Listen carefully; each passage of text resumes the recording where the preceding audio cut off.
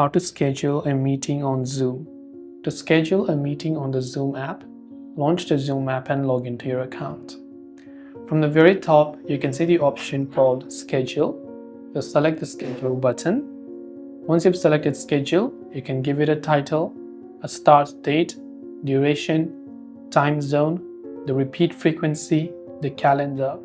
You can use a personal meeting ID for this, so only people with this ID will be able to join it, so you have to give them the ID.